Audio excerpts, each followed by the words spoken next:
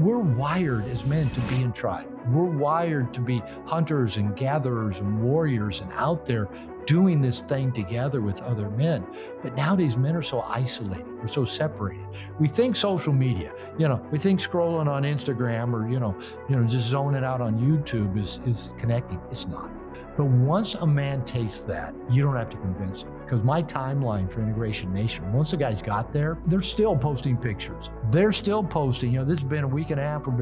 They're still talking about the experience. They're still sharing it. So all the guys that didn't go, the few hundred guys that didn't make it, we did a pre-sale and almost sold as many for a year from now as we sold for this last one, a year in advance. Because the guys who went were selling it.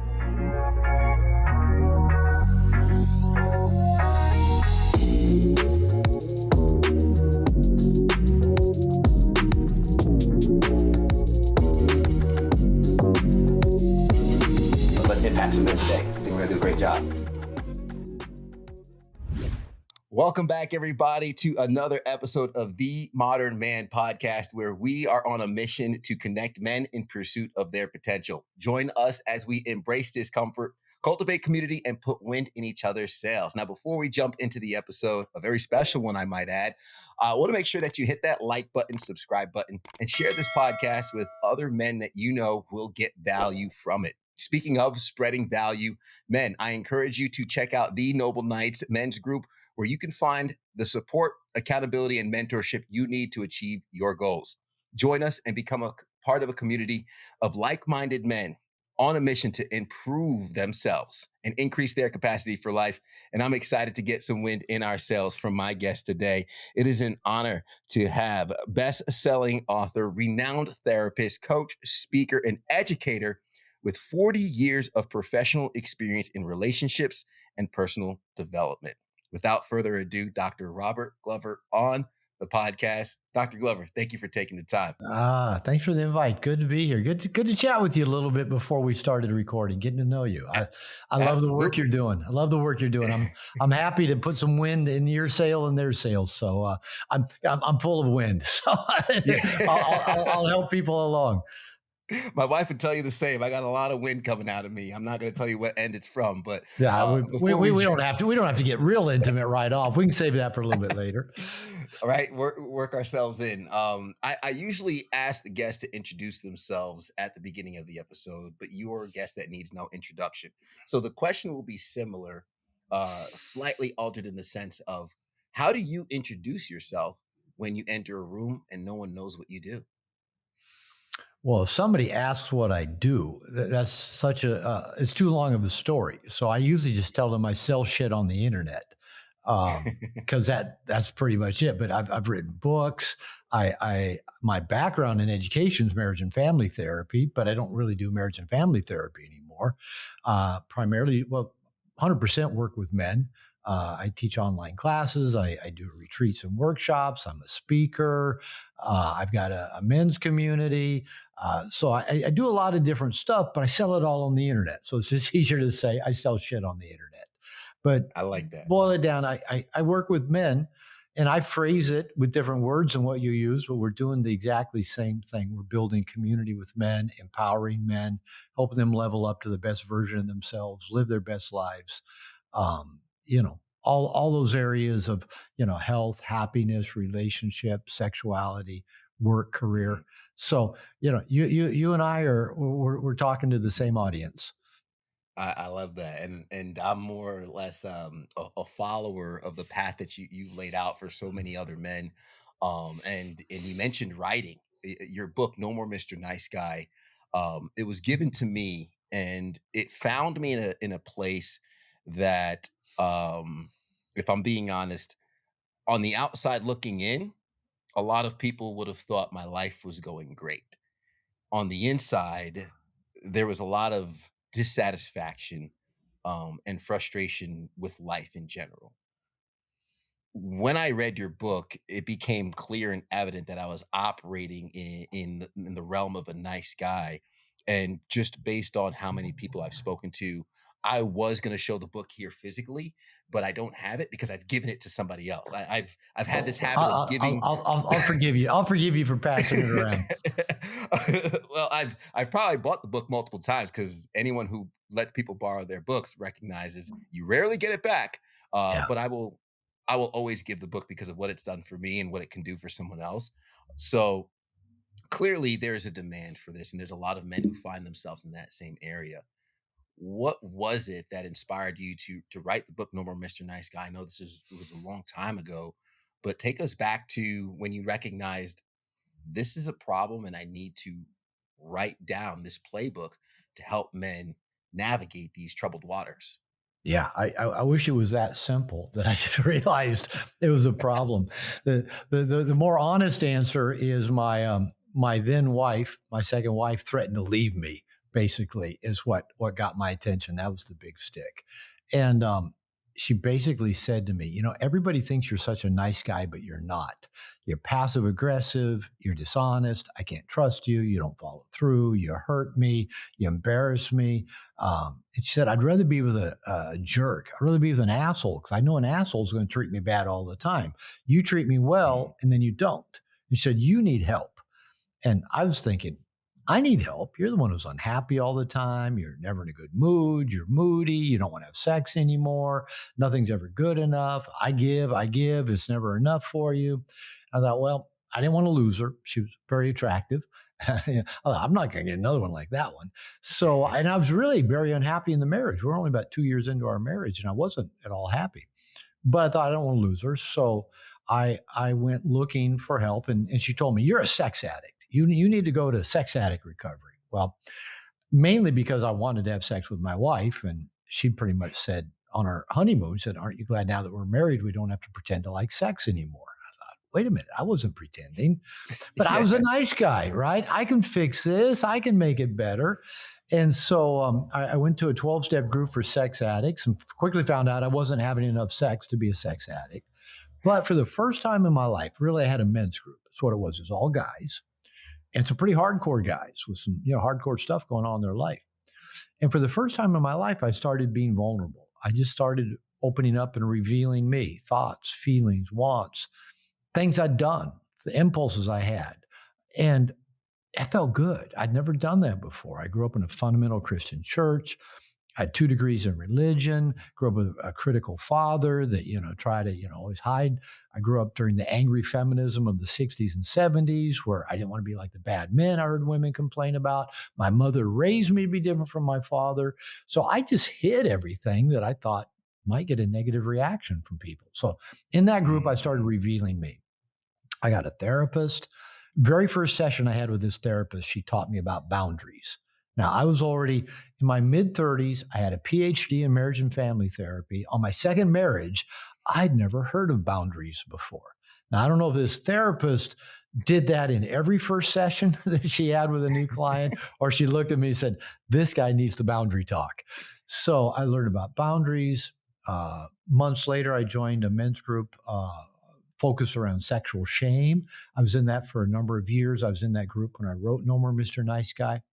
So here I was beginning to work on myself, thinking not, being a nice guy is a good thing. Why wouldn't everybody want to be a nice guy? mhm, And as a marriage therapist, while I was beginning to work on me in my own therapy, guys were coming to me, often with wives or girlfriends, and they were saying, I'm a nice guy. I'm one of the nicest guys you're ever going to meet. I treat her better than her ex. I'm raising her kids. I buy her everything she wants. I get her the car with the leather interior. We fly first class when we go on vacation. Her kids are in a private school. It's never enough. When's it going to be my turn? She's never happy. She never wants to have sex anymore. I'm going, I can finish their sentences for them. So I started No More Mr. Nice Guy men's group. It's probably about 30 years ago.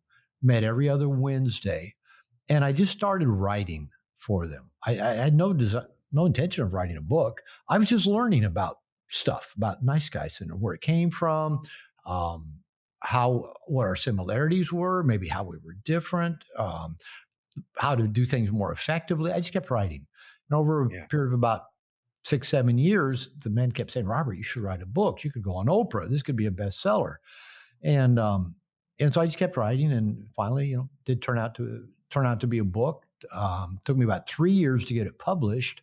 A lot of publishing companies, the editors said, Robert, we like your book. It's well written, but, it's always the but. They all said the Uh-oh. same thing. Our marketing department says men won't buy a self help book. And I said, well, number one, they can't if you don't publish them. And number two, you don't know the men I'm talking to. They want to be better men, they want to do better. And so it took about 3 years to finally find a publisher. And so it's been out now well over 20 years in print. My royalty checks keep getting bigger every year, and they've been six figures a year for some time. So there's a lot of publishing companies that were wrong. Men will Yeah. buy a self help book. Now, granted, that was kind of pre Amazon, pre podcasts, where somebody listens to a podcast, they get to hear me talk. My book's in the show notes. They click on it, or they go to somebody else's book and go to Amazon. Amazon says, man, people who bought this book and this book. So I don't know if guys read all the books, but they do buy them, right? In fact, Yeah. probably men tend to listen more than they read books nowadays. So that's kind of the journey I've been on. And here I am now, a good 25 plus years later after finishing writing No More Mr. Nice Guy. Still working on myself, still working on my nice guy issues. I have my own support systems, my men's programs I've been a part of, a coach. I'm still working with men, speaking at men's events, started my own men's membership program. A couple weeks from now, I'll do a men's uh, uh, weekend workshop here in my office in Puerto Vallarta with 8 guys.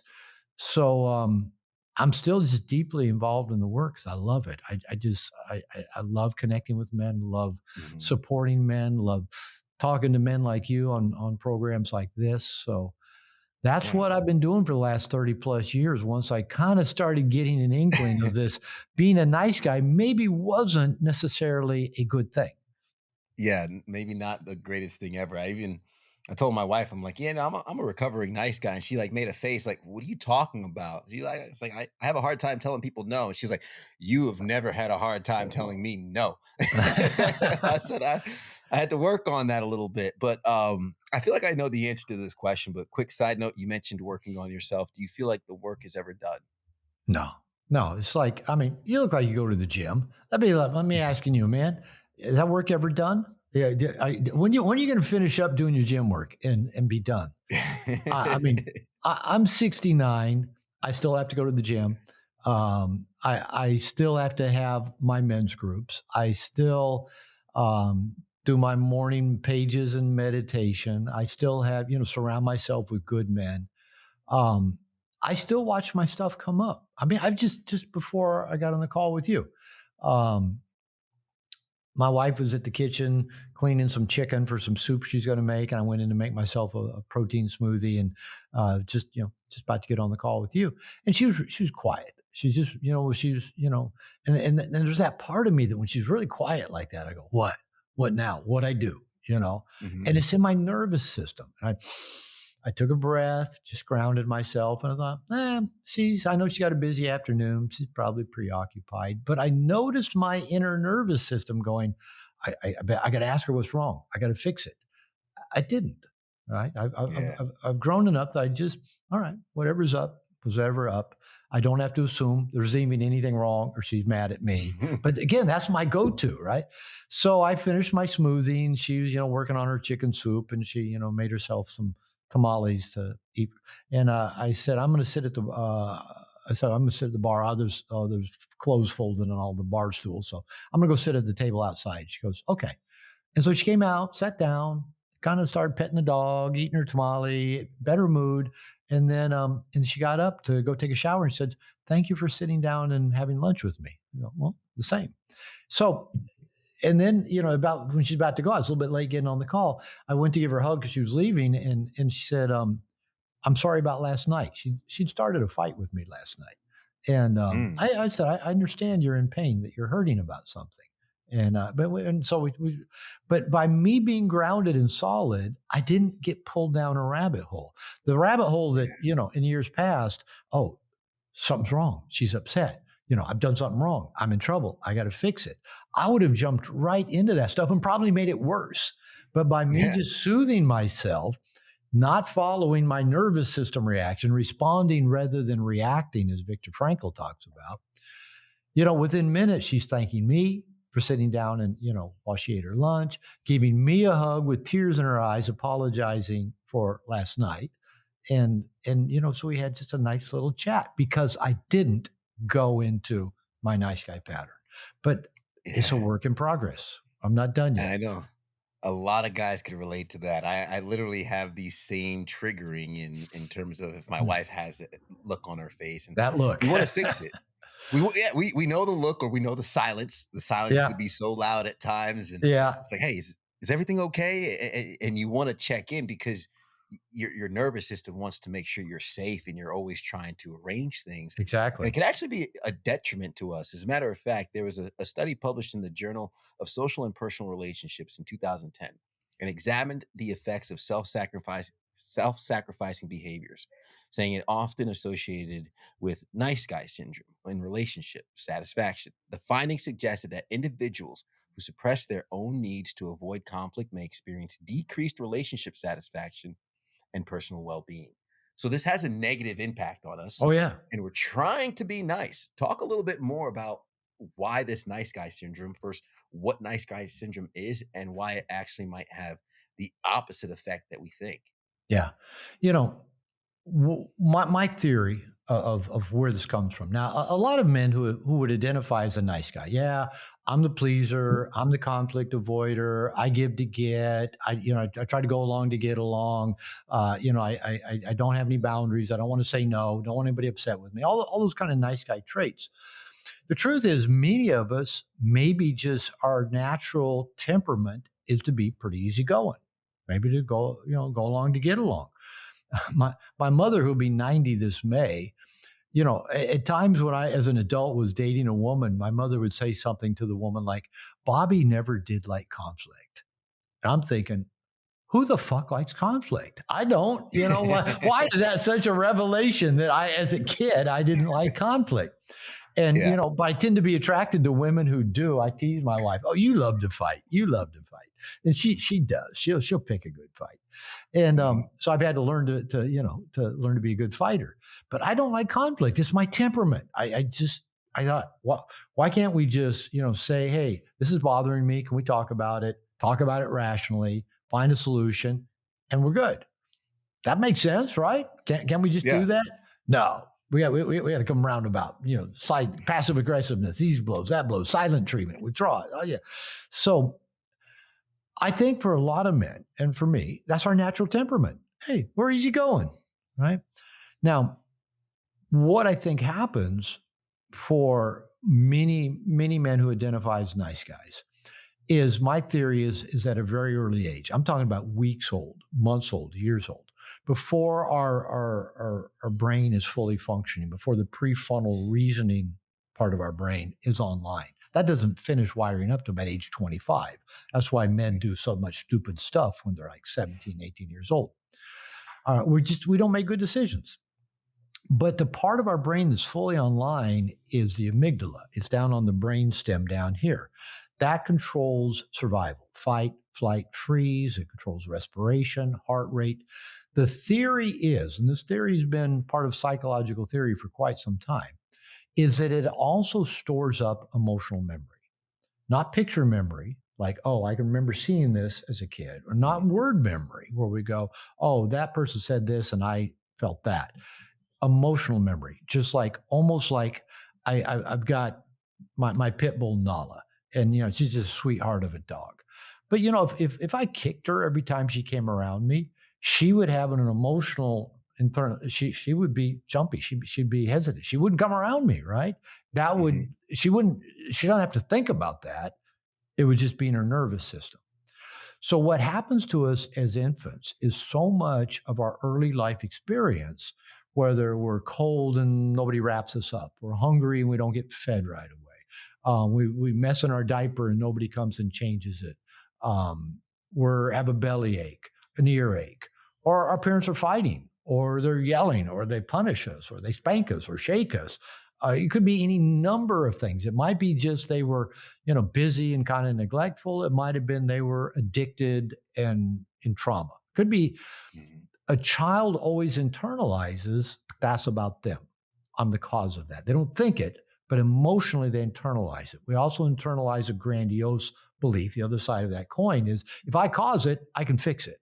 I can make it go away now and I maybe prevent it from happening in the future. All children do this to some degree or another to deal with those uncomfortable experiences. For the child, the infant, the baby, the young child that becomes the nice guy, the two things they try to do to manage their discomfort and try to prevent it from happening again, without thinking, purely emotional reaction. One thing they do is they try to become what they think other people want them to be liked and loved and get their needs met. So if I was pure nice guy mode talking to you, every time you nodded your head, smiled, gave me an affirmation, I go, good, good, I'm doing it right. He approves. I'm okay. Now, every time you kind of negative reaction, cross your arms, or kind of look aside like you don't agree with it. I go, oh, I better not go there again. Better not say that, or I better even kind of smooth over that because I got all the time I'm doing two things: trying to become what I think you want me to be, so you'll like me or love me or be there to help me get my needs met. And number two, I'm trying to avoid doing anything that will get a negative reaction from you. Now, Yeah. depending on the relationship, that might be getting a scowl, getting yelled at, getting hit, getting rejected, getting abandoned, getting left, getting the silent treatment, getting that cold shoulder, whatever. So the nice guy's like a chameleon, kind of like licking their finger up and holding it, see which way the wind's blowing to decide what do I do next. There's no authentic self. There's no real us in there. And so that means we can't be trusted because if I'm trying to always figure out what I need to do to get that nod and that smile out of you, I'm not being me. I'm not speaking my truth. If I'm hiding anything from you, I can't be trusted. And if I'm trying to avoid ever having conflict with you or having you upset at me or you leaving me, I'm not being my true authentic self. And so that not only leads to lots of problems for the nice guy himself, we're not authentic, we're not integrated, we're not honest, we're not living up to our full potential because that might upset somebody. It might cause someone to leave us. It could end up in something negative. So Yeah. we not only does this not serve us, it doesn't serve our relationships. As my ex-wife said to me years ago, I'd rather be with an asshole. I can't trust you. I can't depend on you. You don't follow through. You lie to me. And all that was true. It was all true.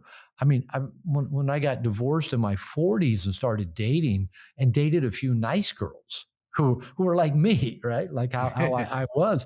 And, they wouldn't tell me what they really wanted, what they really felt, if they were upset about anything, if something bought. And I'm going, oh, I have greater empathy for what I put my ex-wives through is that, they couldn't depend on me. They didn't know what I really thought or felt or wanted.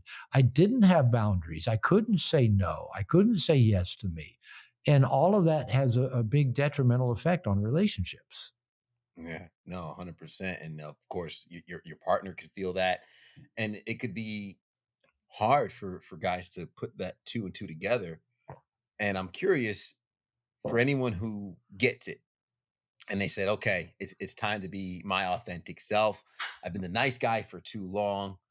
What does an overcorrection look like? Does that happen where someone goes Oh, from nice never, guy to, never. oh, overcorrect a little bit? Like, whoa, wait a minute, be assertive, but not an asshole. Oh, probably everything has to overcorrect. We can see it right now. We've gone from what I guess gets called the patriarchy over here, where partly it was about to provide and protect good men taking care of their women and children and society. But also it had a lot of abuses to it: colonialism, slavery, domestic abuse, with men having an ownership mentality of partners and children and people and countries. And so, and then, okay, we got to correct that. So we swing the other side of it, where we get radical feminism, where we get toxic masculinity. Let's throw out the baby at the bathwater. We don't need men. Everything a man does is toxic. Blah. So we go to the other extreme. And then we think, well, now we'll swing back somewhere in the middle.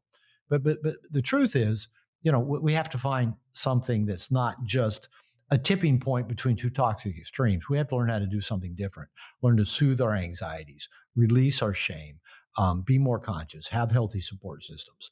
But going back to your question, most of the time, if we learn something new, we do swing too far the other way. We learn about boundaries, so we become kamikaze boundary setters. We learn about Yeah. making our needs a priority. Well, it's all about me. We become almost shadow narcissists because I'm going to put me first in all cases. We learn about nonviolent communication, and now we're gonna just hit everybody over the head with our truth. So, okay, that's all right. It's normal. And one of the things, because the problem is we're not only kind of just like learning a new skill set, we're rewiring our nervous system and shifting our entire worldview. And I've said for a long time, probably every self-help book, every coach or therapist, every religion, every like 12-step group needs to say, when a person picks up the book or walks in the door or whatever, saying, this is going to fuck with you. This is going to completely change your reflexive way of being in the world, and you're going to feel lost for a while, right? So I'll give an example of, say, a recovering nice guy. He's started working on his nice guy issues, doesn't want his covert contracts, doesn't want to give to get, not trying to seek external validation and approval. And so he's working on that stuff, right?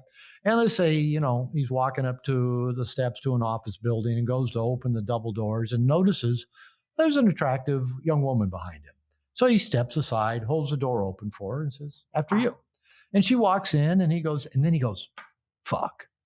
Was that me being a nice guy, or was that just me being a decent human being? He doesn't know, right? He doesn't know. Or he could overreact and go, I'm not going to hold the door open for a woman. That may be me. So he just opens it and walks in and lets it shut behind him. So, yes, it's a challenge. The overreaction's a challenge. And sometimes just second guessing everything and not knowing.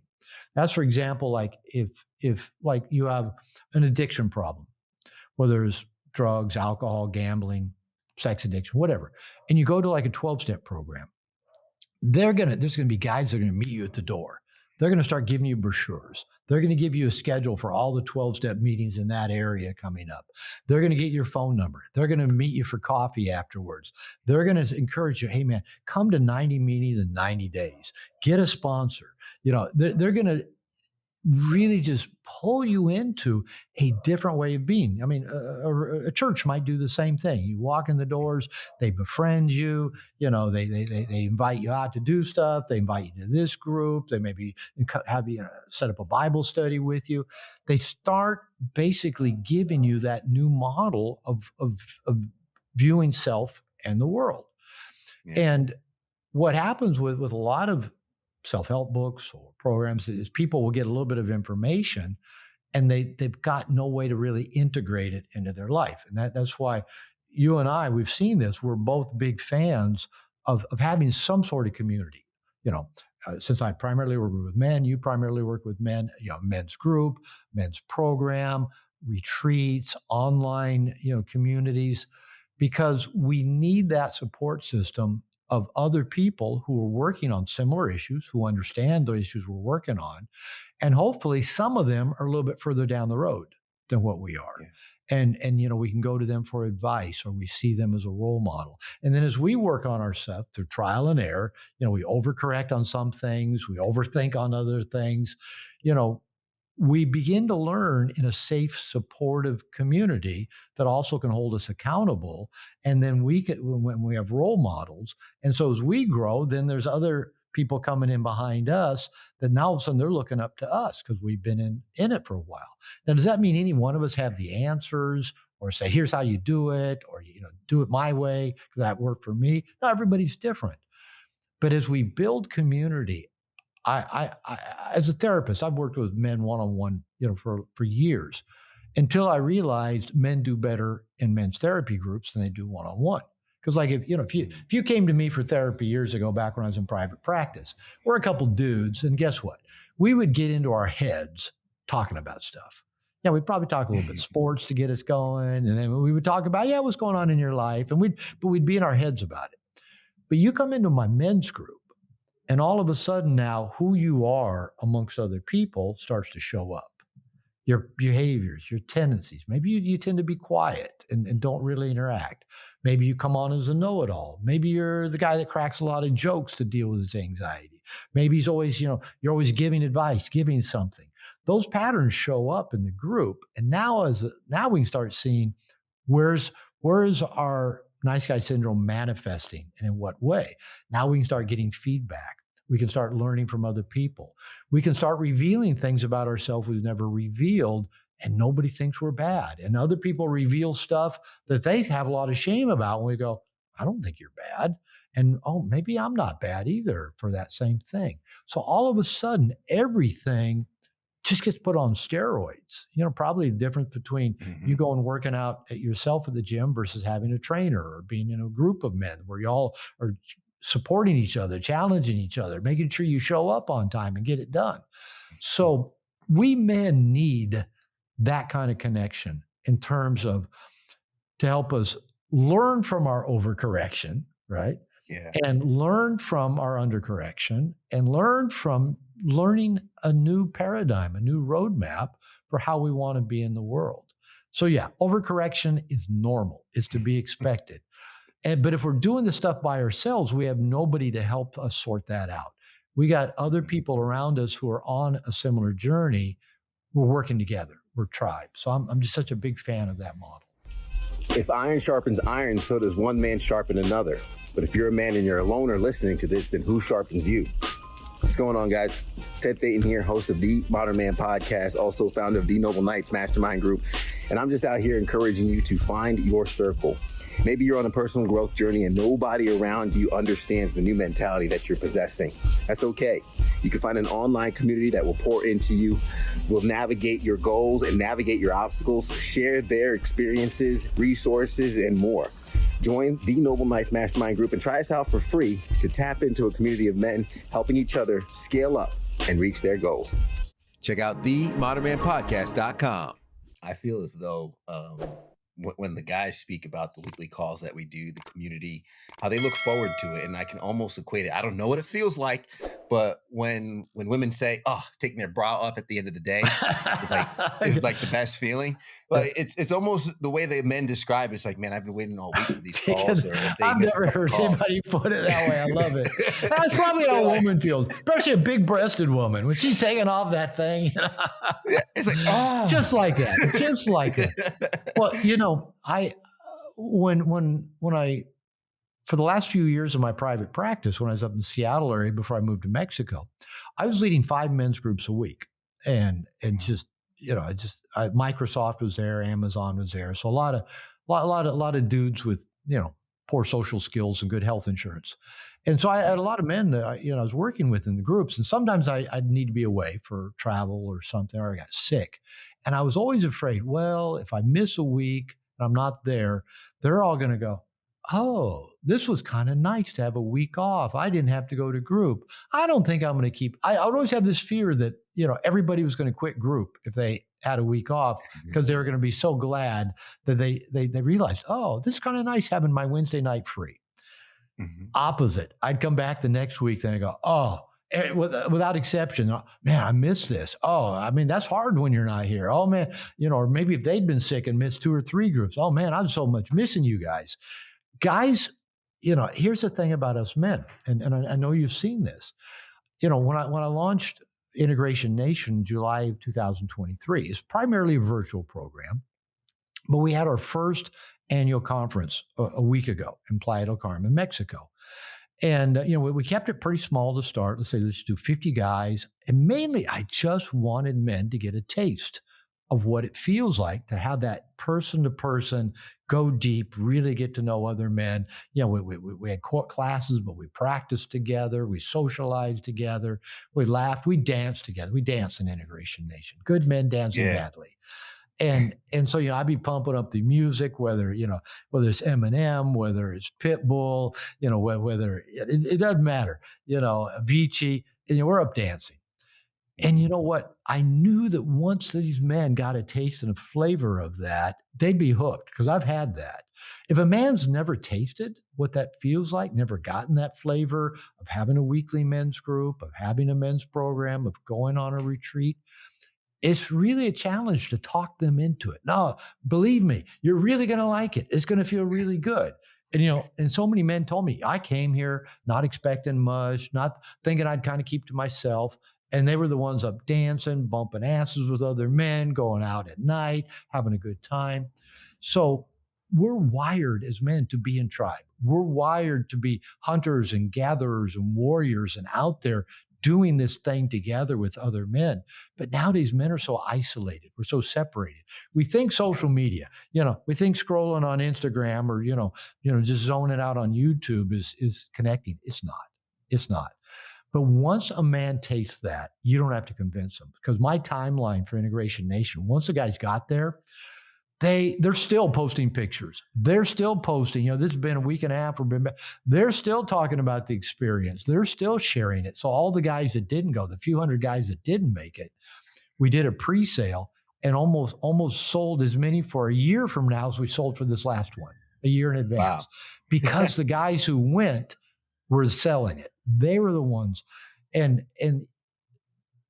for guys that are listening to this, you know this, guys that are listening, if you've never had a group of men, a tribe, a posse, whether it's a men's group, a 12-step group, a men's membership program, a men's retreat, whether, like you mentioned, you did Wim Hof at one of your retreats. I mean, if you've never gone and done that kind of stuff with men, you can't know what it's like until you've experienced it. Just like we're never going to know what it feels like for the big-breasted woman to take off a bra at the end of the day. You have to experience it to know it. So I'm going to keep preaching to men. If you've got the opportunity to be a part of a men's group, to go to a men's retreat, to be in a men's program, it will bless your life. My life has changed radically and dramatically. Every time I've been in a program with men, my life takes off in every way. Usually I get in better shape, better health. Financially, I'm doing better. My relationship improves. And it's hard to quantify that for men. It's hard to say, well, if you do A, B is going to happen. But once you do A, you go, I'm hooked. I want to keep doing A because whether B happens or not, I like A. Yeah, the B is icing on top of the cake. All the while, I'm getting in better shape. I've got more good men to support me. I'm more accountable now. My finances are doing better. I'm not jumping in and trying to fix my wife like I used to. I'm getting more dates, or I'm having more sex, or all that. That's the icing on the cake. The cake is we get to hang out with good men, and that's a blessing. Yeah. It's a gift. It's fantastic. I absolutely love it. And I just want to make sure that the viewers and the listeners, they go hit rewind and play the last couple minutes over and over again, because you just broke down perfectly the importance of community amongst men and having that community to get advice from each other, pour into each other. So much so, speaking of community, a former guest on the podcast by the name of Coach Raff, shout out to Coach Raff. He does a lot of nice guy training, boundary training. And Great. when I knew you were going to be on in community, me and him were talking. I said, hey, do you have any questions? Because obviously everybody pouring in together to help the men that are listening. And I want to make sure that I ask a question that he recommended. And it's on par with what we're talking about when we mention seeing our wives and not wanting to disrupt the hive or anything like that. And the question from Coach Raff, he was talking about setting boundaries without fear, and how for a lot of men, it often feels like setting a boundary is a form of conflict. Yeah. And the question is, how can they reframe boundaries as a leadership tool instead of a source of tension? All right. Good. I love the boundary question. As I said, when I learned about boundaries, I was in my 30s, already had a doctorate, never heard of them. Most people, when they learn about boundaries, which is all of us, because we don't get taught about them when we're children. All we learn as children is the big people get to do what they want to the little people, whether that's parents, teachers, cops, older brothers and sisters, older neighbor kids. If we're little, we get picked on. And, we can't say, no, stop. Or, let's have a discussion about that. Or, you go to your room. So we don't get to do that. So we grow up to be adults. And on the inside, we're still little people. We don't think we get to say, Mhm. no, stop, or I'm going to do this. Or if you do that again, I'm leaving, whatever. So it is fearful when we learn about boundaries. We think we're going to get negative reactions from people, that people are going to, be pissed off if we say, no, stop, I want, please don't do that again, or please do it this way, whatever the boundary might be. And another thing about boundaries we get confused with is we think boundaries is telling somebody else off or getting them to be different. But boundaries are Mm. not about getting somebody else to be different. They're about getting us to be different, right? They're getting us Ooh. to speak up. They're getting us to not tolerate bad behavior. They're getting us to remove ourselves from bad situations. So I don't know how to get anybody else to be different.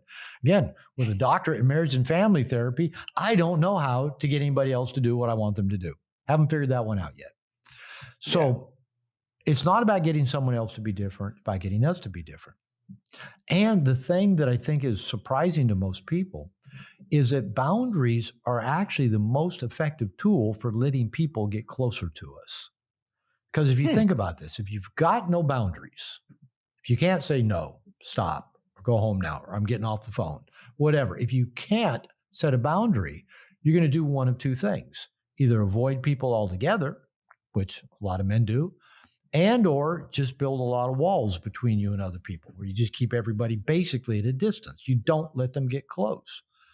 If you know you have boundaries, if you know you get to be the decider, you're the big person, you're the adult, you get to decide who comes into your space, how far in they come, what they get to do while they're in there, when's it time for them to leave, when is it time that you get to go home, you get to, whatever it may be.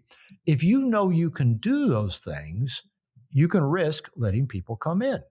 Now, if you don't know that you get to decide who comes in, oh, mom can come invade your space anytime she wants. Girlfriend can come invade your space whenever she wants. Best friend can, boss can, whatever. If you don't know that you can let them, you can decide what they get to do while they're in there. They get to tell you how bad you are. They get to start fights with you, whatever. And if you don't know, you can tell them when it's time for them to go. Well, you're not going to ever let them in because you're afraid you're going to get overwhelmed and trapped and stuck and all that. So knowing those things lets people get closer. Now, I've often said, I mean, some boundaries are simple as no, right? No's a complete sentence. Yeah. No, I don't want to do that. No, I'm not going to do that. No, I'm not even going to give you an explanation for my no. We always think we got to explain our boundaries. We don't. Right? The boundary may be, I'm going to get off the phone now. Call me back when you're in a better mood, or this conversation isn't going anywhere. I'm going to stop now. Or Mm. if you ever do that again, we're done. I've told that to people before, and that got their attention, especially if they didn't want us to be done. And so the boundaries cover a whole spectrum of behavior. But I've always said the best boundaries are the ones that call everybody involved into a higher consciousness. And I have a little hack. I'll give you your friend, Coach Raff. The hack is real simple. Somebody does something that feels hurtful to you in any way, right? And here's the little 3-step hack. You say, ouch. That's part one. That's really important. Guys are going to want to skip that part, but it's so important. I mean, when is the last time somebody said ouch to you? Maybe if they stubbed their toe or, hit their funny bone. Yeah. But in a personal relationship context, ouch. And you got to say it like it hurt. So you're communicating pain. You're communicating a feeling state. Now, then we're going to say something that's not truly stating a feeling, but it's close enough. We say, ouch, that hurt. Or ouch, that felt dismissive. Or ouch, that felt condescending. Or ouch, that felt like you don't care. Now, those aren't feelings. And so I'll just know, technically those aren't feelings. Sad, mad, glad, those are feelings. But say, ouch, that hurt. Did you mean it to? Ouch, that felt dismissive. Did you mean it to? Ouch, that felt uncaring. Now, the third part is say, did you mean it to? Now, you aren't accusing them of anything. You aren't calling them a name. You aren't saying, you're a bad person. You're saying, ouch, pregnant pause, let them, say, that hurt. Did you mean it to? Now, how that calls everybody into higher consciousness. Number one, it calls you into higher consciousness because you've got to own your feelings. You've got to own your experience. I didn't like that. I didn't like how Mhm. that felt when they did that. Now they may or may not know they just did something that felt hurtful to you or condescending or dismissive or controlling, whatever. So then when you say, did you mean it to? You're inviting them to give it some thought, right? You're not saying, you hurt me or you were condescending to me. Now you got an argument on your hands, right? So what if you say, did you mean it to? I like really sincerely, did you mean it to? I want to know. And if the person, if I say, ouch, that hurt, did you mean it to?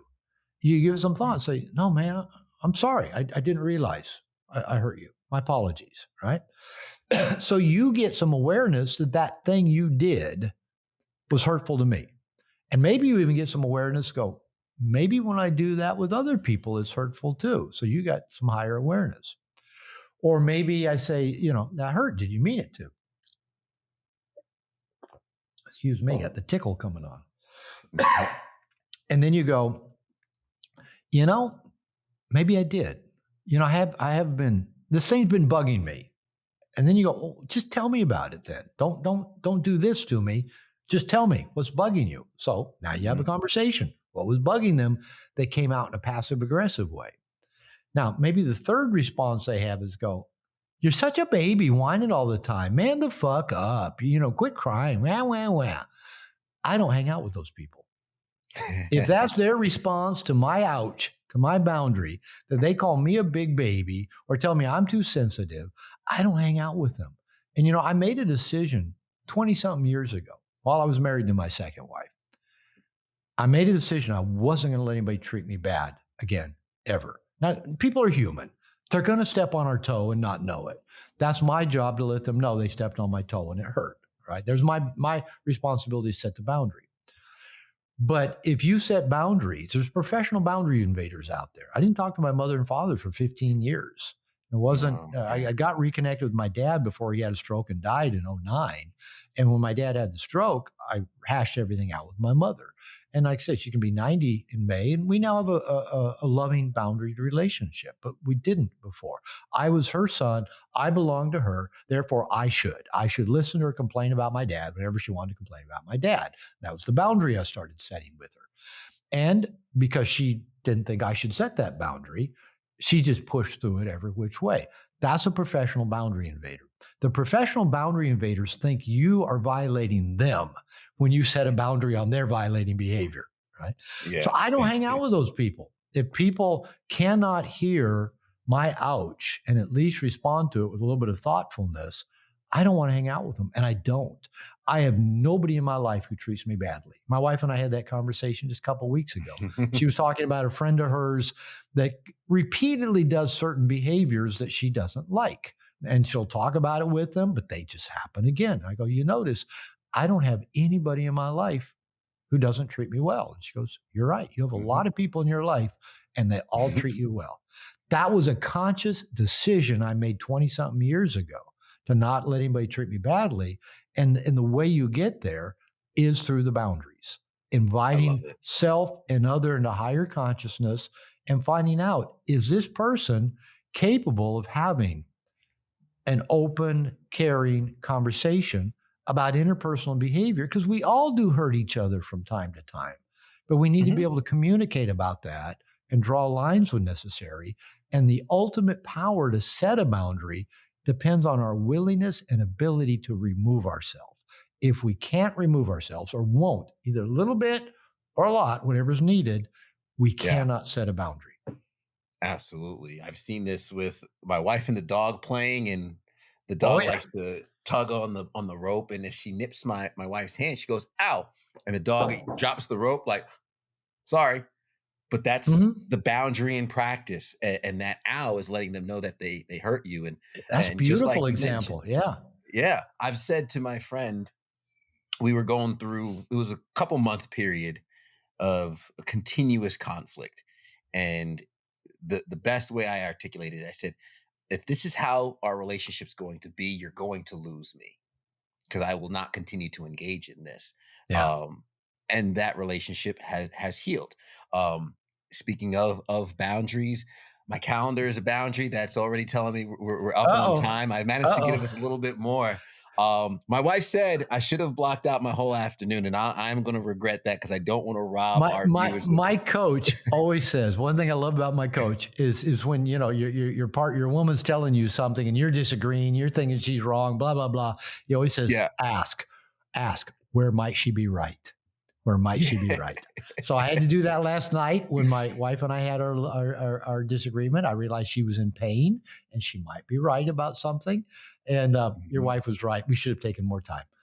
We absolutely should have. I'm going to shamelessly ask for a part two at some point in the future. It doesn't have to Let's be do the it. immediate future. We could wait a little bit. I love that. I'll be sending you an email afterwards. But before we sign off, I want to make sure that our listeners, watchers, viewers, the men who just listen to our whole conversation can connect with you, reach out to you, find out more about Integration Nation, Yeah. and get one of those pre-sale tickets that are already up. So please share the appropriate links and Well, resources. two links. Yeah. One is drglover.com. And as we're talking right now, that's under construction, is we're rebuilding it. And by the time this comes out in March, it should be done. It has my classes, my workshops, my consultation, retreats. So drglover.com, drglover.com. Integration Nation is my men's membership program. We've been going well over a year and a half now, growing. As I said, just had our first annual conference in Playa del Carmen. Already got next year's planned. That's just is community for men. We have over 70 calls a week. Excuse me, a month. 70 calls a month that men can Woo! jump on. Nobody can make 70 a month, let alone 70 a week. But I'm on a call every Thursday with the whole brotherhood. We got smaller group calls, and you know, I'm just a big fan of men's program, your program, my Yeah. program. I know so many other good men out there leading men's program, and I'm just a big advocate. So if your listeners want to just check it out, just go to integrationnation.net. .net. Love it. I'll have those links in the show notes below, Dr. Glover. Last question. It's usually the heaviest is what is something that's happened to you or something you've seen that shapes the way you view the world as a man? Shapes the way I view the world as a man. Man, this you're saving this to the very end. We're short on time. Let me put it this way. The one that really comes to mind is 7 years ago, I got really sick and nobody could figure out why. Just constant stomach pain, couldn't eat, couldn't shit, lost over 30 pounds, went to doctors, Mexico, United States, got undiagnosed, misdiagnosed, nobody figured it out. And it was about to kill me. I was knocking on heaven's door. My wife, through a chain of events, chance, fate, found the right doctor who ran the right test, found I had a tumor blocking my small intestine, said, we need to do surgery right now. I said, give me 48 hours. Let me hide the porn. That's a joke. But, I wanted to make sure where somebody knew all my passwords at least. Yeah. My brother-in-law said, I want the Krispy Kreme gift card I gave you for Christmas last year if you're going to die. And so I got everything in order, went in for surgery, and came out.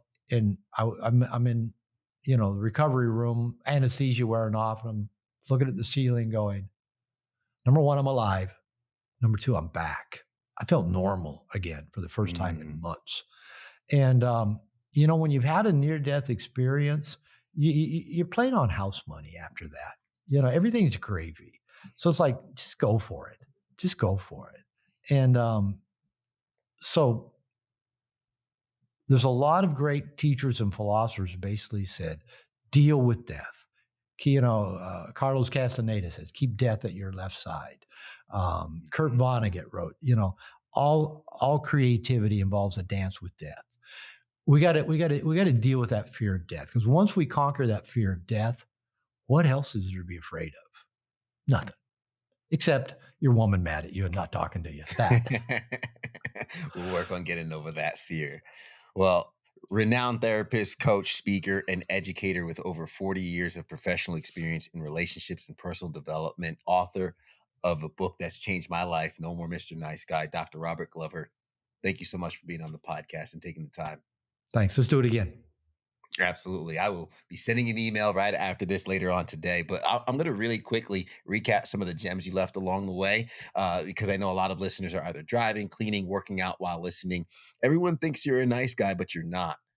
For any of the guys who have taken on that mask of the nice guy, you're you're trading who you think you should be for who you're supposed to be. And even if the person you think you should be gets accepted, you're still yourself not being accepted, and it's not Mhm. going to feel good. They want to be better men. Something you said early on is the guys I'm talking to want to be better men. Are you in a community with other men elevating themselves and applying pressure to you to be better yourself? If you're not, you might want to tap into that community because it can unlock so much. The amygdala, storing that emotional memory. What is it in our subconscious that's controlling the decisions that we make day in and day out that we're not fully aware of? And how can we unpack that and make better decisions moving forward? Rewire our nervous system, become what others want, and avoid doing what will get a negative reaction. Are you stuck in that wiring? Is it time to elevate, find better scripts, better approaches, a group of men where you could reveal self and find out that you are okay and you can set boundaries? Because the boundaries is not about controlling others, it's about what we're getting from others. It's about getting something different. And that hack that Dr. Glover shared, ouch, state how it felt and then ask, did you mean it? That is the hack. And finally, I'm back. If you've had a near death experience, you're living on house money. Or as my dad would say after 85, he says he's living on overtime. Overtime So why gravy. not? Yeah, why not just go for it? Guys, thank you so much for making it to the end. Dr. Glover, thank you again. And I'm going to ask that you hit that like button, hit that subscribe button. Again, share this with someone else that you know gets value from it, and leave us a rating because it's the best compliment that you can give us here on the Modern Man podcast. Thanks again. And as I always say at the end of the episode, everybody wants the sunshine, but they don't want the rain. But you can't get the pleasure without first the pain.